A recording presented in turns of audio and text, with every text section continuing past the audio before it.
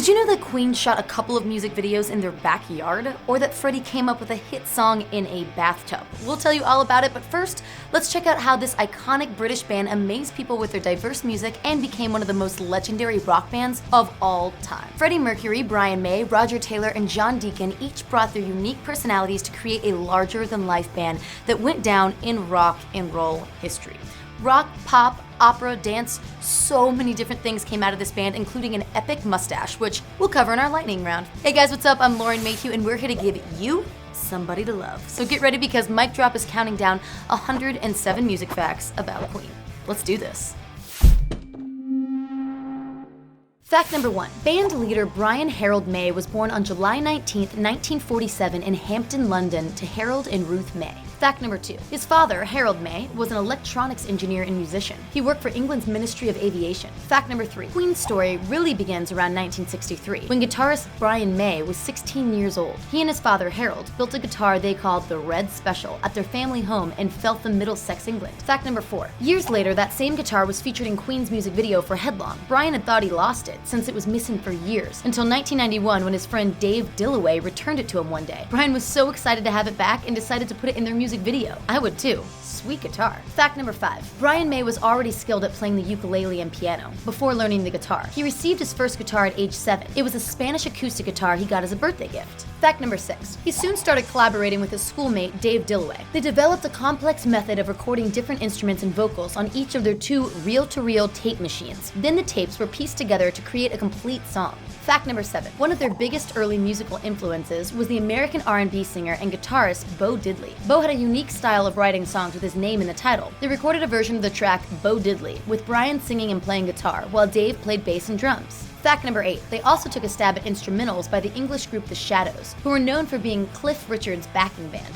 Brian and Dave covered Apache, one of The Shadows' biggest songs. The later Apache cover by the incredible Bongo Band was sampled by several artists like Sugar Hill Gang, Grandmaster Flash, Vanilla Ice, and the Beastie Boys. Fact number 9. Brian and Dave finally decided to put a full band together in 1964, and they recruited bassist John Jag Garnham, drummer Richard Thompson, and harmonica-playing vocalist Tim Staffel. Fact number 10. If the name Richard Thompson sounds familiar, that's because he went on to fame as a member of Fairport Convention, then as a duo with his wife Linda, and then as a solo artist. Rolling Stone named his and Linda's album I Want to See the Bright Lights one of its 50 greatest records of all time. Fact number 11. Brian, Dave, Richard, John, and Tim toyed with several names for their band. Mind Boggles and Bod Chappie were 2 favorites, but they ended up going with 1984 after the novel by George Orwell. Fact number 12. 1984 played gigs around England with sets of soul, R&B, and Motown covers. They also worked up hits by British mod bands like the Small Faces and The Who. Fact number 13. At the same time, Brian enrolled in college to study physics and astronomy. Science became one of his lifelong passions. Fact number 14. By 1967, the band was considered one of the hottest psychedelic acts in London. That popularity was cemented when they scored a slot opening for the Jimi Hendrix Experience. The gig took place soon after Jimmy's first record, Are You Experienced?, hit stores. For Brian, it was extra special because he idolized Jimi Hendrix. Fact number 15. But the good times did not last. By 1968, the band broke up. Creative differences and time constraints due to Brian's studies drove the boys apart. Fact number 16.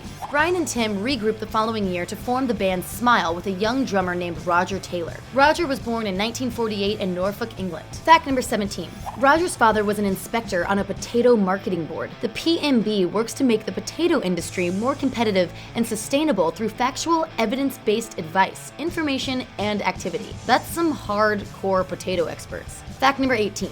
Roger sang in his church choir and learned guitar, but he fell in love with the drums after getting a kit for Christmas when he was 13 years old. Fact number 19. Smile was a popular local attraction. They played gigs all over London and recorded 6 songs that went unreleased until 1998 when it came out on the record Ghost of a Smile. The album is a step away from 1984's R&B sound. Ghost of a Smile was a hard rock and progressive feel that is more similar to Queen's debut record. Fact number 20. One of Smile's biggest fans was Farouk Bulsara, a student at London's Ealing College of Arts. Fact number 21. Farouk was born in Tanzania, East Africa in 1946 and studied piano in India. While in India, he began calling himself Freddie. Fact number 22. Freddie met Brian and Roger while singing in a band called Wreckage. After both Smile and Wreckage fell apart, Freddie, Brian, and Roger started a new group. Several different bassists came and went before John Deacon finally joined. Fact number 23. John Richard Deacon was born in Leicester, England on August 19, 1951. His father worked in the insurance industry. John got his first guitar on his 8th birthday. Fact number 24. The guys debated band names. Possible candidates were Grand Dance, inspired by C.S. Lewis's book trilogy called Out of a Silent Planet, and The Rich Kids, but Freddie ultimately won with his suggestion of Queen. The others weren't huge fans of the name, but the fact that it stuck in their minds made it appealing, so they thought fans would feel the same. Fact number 25. Queen made its first public appearance in June of 1970. They received a £50 payment for the booking. Fact number 26. Freddie adopted the last name Mercury after the Roman messenger god. He felt it sounded more like a rock star, and even his official passport read Freddie Mercury. Fact number 27. Queen played a gig the night that Jimi Hendrix died, and the guys honored him by playing a cover of his song Voodoo Child. Fact number 28. As the band started booking gigs regularly, Freddie came up with a logo. The emblem or crest is made up of the zodiac signs of the band members. The 2 Leo lions represent John and Roger, a Cancer crab for Brian, and 2 fairies for Freddie's Virgo sign. The Q and the crown represent the band's name, and the rising phoenix is the protector that watches over the entire crest. That's pretty badass. Fact number 29. Queen's early tour posters referred to the band as Roger Taylor and Queen. Roger had made a name for himself by joining Freddie and Brian when he was drumming in a band called Reaction. They hoped to use his contacts and reputation to book gigs. Fact number 30. One of Brian's friends happened to be looking for bands to test out a new studio, especially a really loud band, and so they offered Queen a session. The guys laid down their first songs: Liar, Keep Yourself Alive, The Night Comes Down, and Jesus. They sent their demo to several record companies, but there were no takers for a while. Fact number 31. In 1973, Queen finally signed a recording contract with EMI Records in England. EMI had them play in a showcase for an executive at Elektra Records, who signed on to release their music in North America. Fact number 32. While the guys were waiting for the studio time to record their debut album, they participated in a project with producer Robin Cable. The 2 songs they recorded, I Can Hear Music and Going Back, could not contractually be released under the Queen name, so they invented a character called Larry Lyrics, a play on glam rock star superstar Gary Glitter. Several mixes of these songs were put all over the world. The vinyl rarity is a highly prized collectible that sells for up to $500. Fact number 33. Queen's self-titled debut album finally came out later that year in 1973. It included a re-recording of the Smile song, Doin' Alright. It also featured a note on the back cover clarifying that no synthesizers were used in the making of this record. That disclaimer was used by the band for several years to verify commitment to authentic music made with organic instruments. Fact number 34. The band got a big break when they were invited to perform 7 Seas of Rye on the British music show Top of the Pops. It helped the single shoot to number 10 in the UK. Fact number 35. Their second album began showing Queen's unique artistry in detail. Vinyl records were usually broken into side 1 and side 2, but instead of labeling their album Queen 2 like that, the band decided to have a white side and a black side. Fact number 36. The album cover photo may be more famous than the music it packages.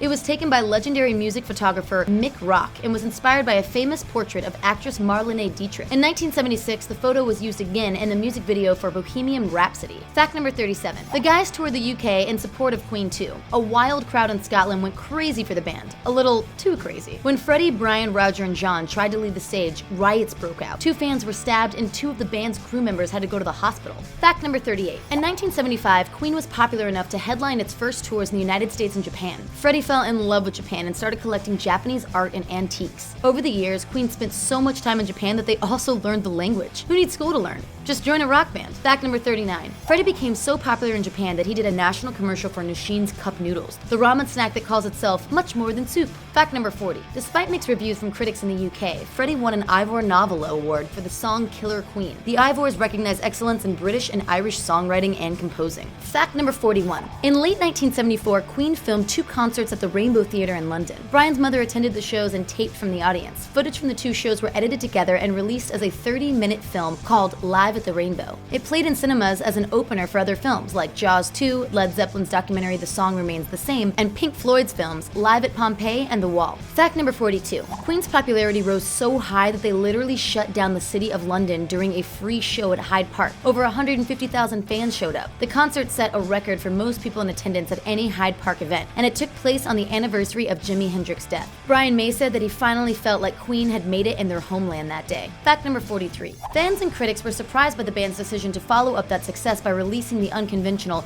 Bohemian Rhapsody as a single in the fall of 1975. It was an odd choice since the song clocks in at about 6 minutes, and at the time, singles were about 3 minutes in order to ensure radio play. The song also had several musical movements, including one that borrowed from opera.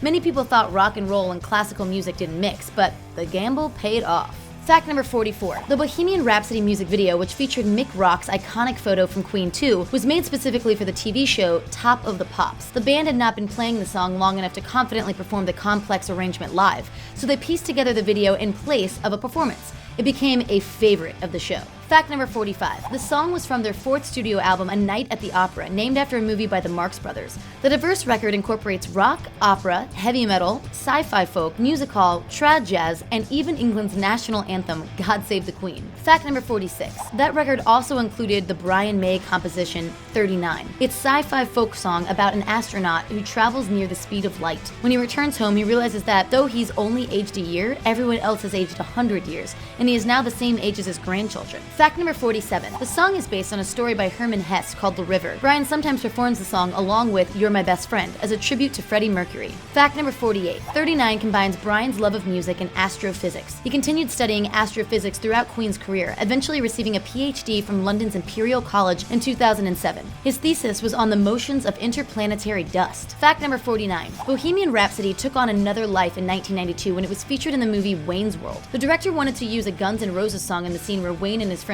rock out in the car, but writer and star Mike Myers insisted on the Queen song. Myers even threatened to walk off the set if they didn't use Bohemian Rhapsody. Now, that's a real fan. Fact number 50. Brian May was such a fan of how the song was used in the movie that he hand-wrote a letter of approval to Mike Myers and sent him a guitar. Fact number 51. Singer Adam Lambert once said that he was introduced to Queen through Wayne's World, so guess they did have something to thank Mike Myers for. Now a whole new generation was discovering Queen, and Bohemian Rhapsody rocketed at number 2 on the pop charts. Time for the lightning round. Freddie Mercury was and still is iconic in many ways. His unique voice, his songwriting talent, his stage costumes, but one major iconic feature has actually been his mustache. Let's take a look at the history and popularity of Freddie's epic stash. Fact number 52. Freddie debuted the mustache in the music video Play the Game in 1980. Fans initially rejected the look and sent razors to Queen's office begging Freddie to shave it off. Fact number 53. At one concert, Freddie defiantly stated that he was keeping his new facial hair whether people liked it or not. Fans warmed up to the lip fur, and it took on a life of its own.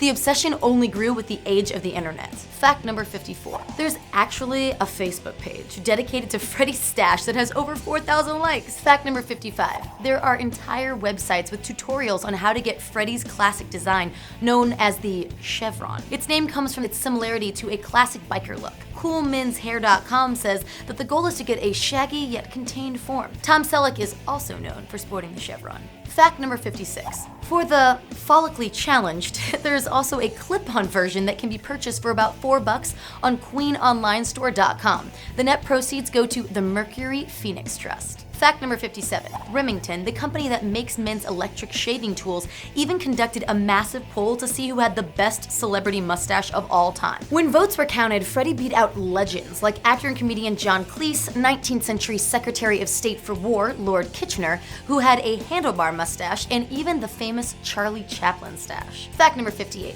The Freddie mustache craze wasn't even limited to humans. A cat named Stash with a patch of black hair under his nose became a viral sensation for his resemblance to the singer. Fact number 59. There are also cookies inspired by the icon. A website called Z's Cup of Tea designed mustache cookies as part of the Freddie for a Day celebration, which raises awareness and funds for AIDS research. Fact number 60. Activist and blogger Sean Decker is also using Freddie's stash for doing some good.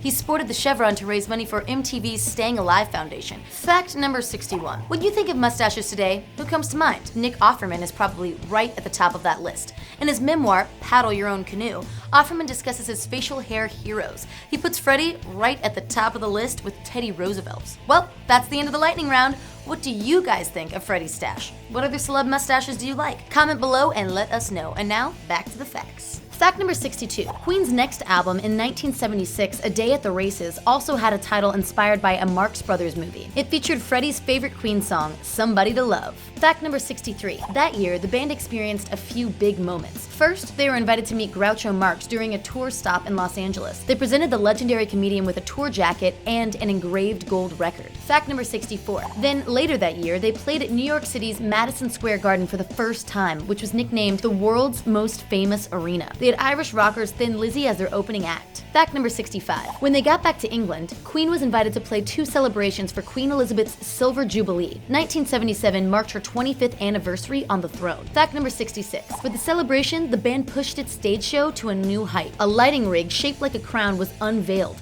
It cost about 50,000 pounds and was the first mobile lighting rig of its kind, weighing about 2 tons. A large screen covered the top of the structure and descended from the ceiling to cover the stage at the end of the show. Fact number 67. Just as fast as Queen rose to national fame in England, a younger generation challenged their status. The punk movement exploded in 1977, with bands like the Sex Pistols rebelling against monarchy, conservative politics, and larger-than-life rock bands like Queen. The Sex Pistols famously protested the Silver Jubilee by riding a boat around the River Thames, singing their anti-national anthem, also titled God Save the Queen. Fact 68. Amidst the controversy, drummer Roger Taylor released a solo single that was a cover of I Wanna Testify. The song was written by George Clinton for his first group, the Parliaments, before he went on to found the legendary funk bands Parliament and Funkadelic. Roger's cover led to false rumors that Queen was breaking up. Fact number 69. Queen regrouped and answered their critics with the double-sided hit single We Will Rock You, backed with We Are the Champions in 1977. The anthems are still a fixture at sporting events and pop culture. Fact number 70. Later in 2002, a musical premiered based on the songs of Queen and named after the song We Will Rock You. It has since become an international hit.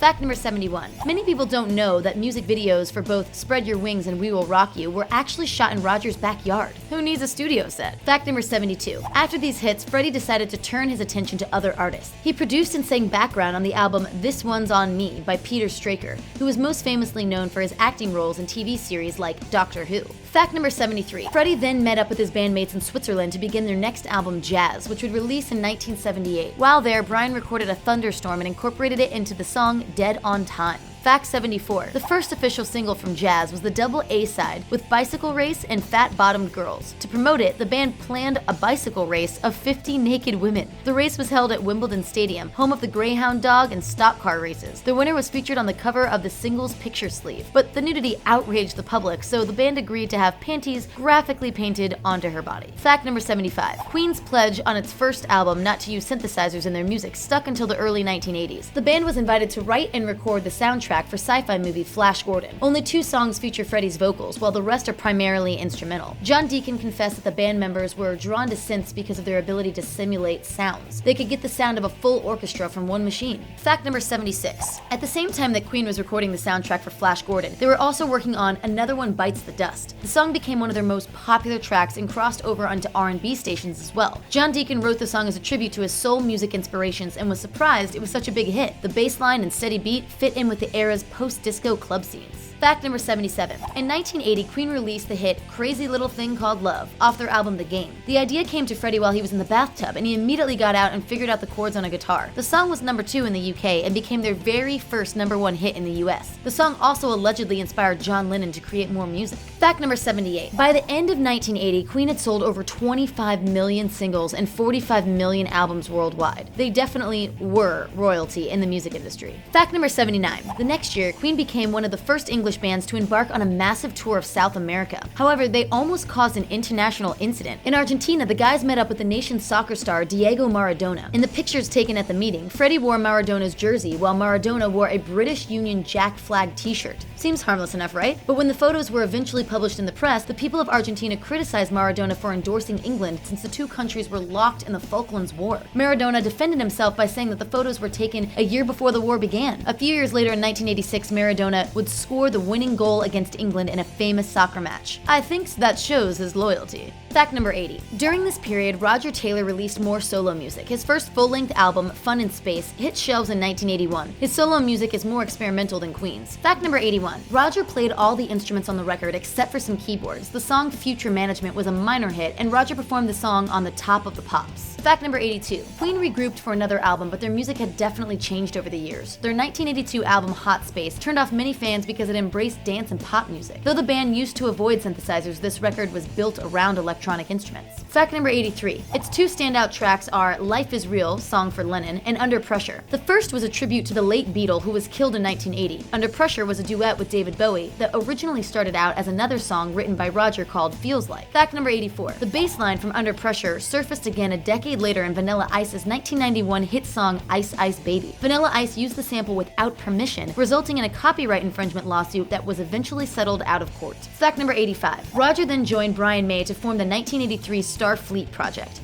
It was a collaboration between Roger, Brian, Alice Cooper's keyboardist, Fred Mandel, REO Speedwagon's drummer, Alan Greitzer, studio bassist Phil Chin, and the guitar god, Eddie Van Halen. Fact number 86. The project sprung from Brian's interest in the Japanese television show X-Bomber, which was renamed Starfleet in the UK and dubbed in English. Fact number 87. The recording started as just a 2-day jam session, with no plans of releasing the music. On the first day, they recorded a hard rock version of the show's theme. The second day of recording included a spontaneous tribute to two of Brian and Eddie's guitar heroes, Eric Clapton and John Mayall. Brian and Eddie traded blues riffs for 13 minutes. The result was Blues Breaker, named after Mayall's band in which Clapton once played. Brian and Eddie decided to release a 3-song EP of the session in 1983, under the name Brian May and Friends. Fact number 88. Eddie's contribution to the Starfleet project is one of the most famous works he's done outside of his own band, Van Halen, and second only to his solo on Michael Jackson's Beat It. Fact number 89. There is even more direct Queen and Michael Jackson connection than people know about. In 1983, Freddie and Michael teamed up for an impromptu recording session at the King of Pop's home studio in California. The songs were originally intended for the Thriller album, but didn't make the cut. They can be found now on YouTube, and the track There Must Be More to Life Than This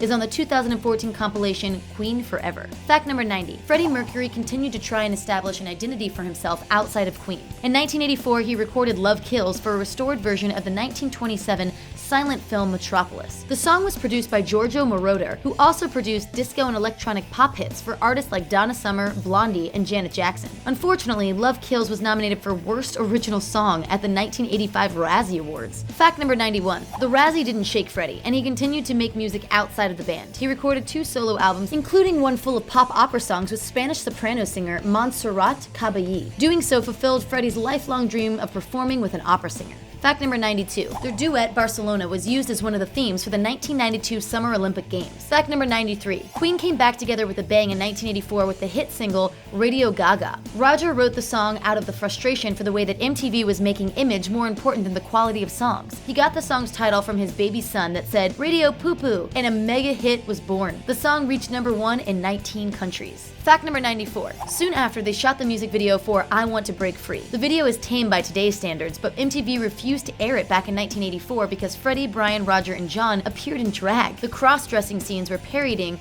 a popular British soap opera. Fact number 95. The band made history in July of 1985 by participating in Live Aid, a globally telecast fundraising concert for African famine relief. It was unlike any event up to that point. Performances from London and Philadelphia were broadcast to viewers all over the world. Queen stole the show during their set at London's Wembley Stadium. Brian called it the greatest day of their lives. Fact number 96.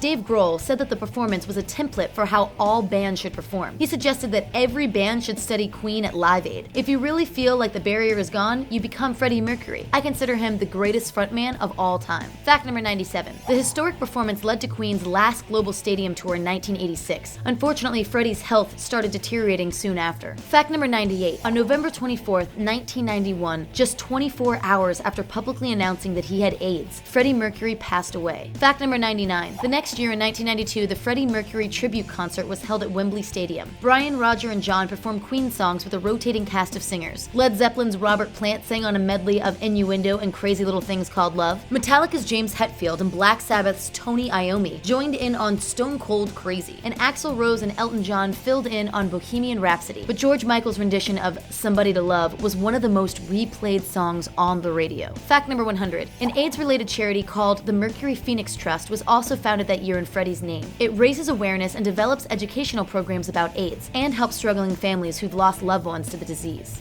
Fact number 101. One of the Mercury Phoenix Trust's most successful initiatives is Freddie for a Day. It celebrates Mercury's life and legacy by asking fans to dress up like the icon to raise awareness and funds for AIDS research. It's celebrated every year on September 5th. Freddie's birthday. Fact number 102. After Freddie's death, Brian and Roger worked on their own projects. Then in 2005, they regrouped with former Bad Company singer Paul Rodgers to tour and record an album. John opted out of the reunion, choosing instead to stay in retirement. Fact number 103. Paul Rodgers' departure in 2009 meant another stint of sporadic performances with different singers. But then, the two original band members appeared on American Idol to perform We Are the Champions. And that night, they met Adam Lambert, whose voice had a range similar to Freddie's. From then on, Adam performed with the band as their permanent vocalist, under the name Queen and Adam Lambert. Fact number 104. In 2010, talk circulated about a Freddie Mercury biopic starring Sacha Baron Cohen, but the man who brought us Ali G and Borat dropped out in 2013. Both he and Queen cited artistic differences. Fact number 105. Queen's legacy is one of the biggest in rock history, so it's no surprise that the band was inducted into the Rock and Roll Hall of Fame in 2001. Some of their fellow 2001 inductees include Aerosmith, Michael Jackson, and Richie Valens. That's some pretty good company. Fact number 106. Billboard named Freddie Mercury second on the list of 25 best rock frontmen and women of all time. He beat out Paul McCartney, Mick Jagger, Steven Tyler, Janis Joplin,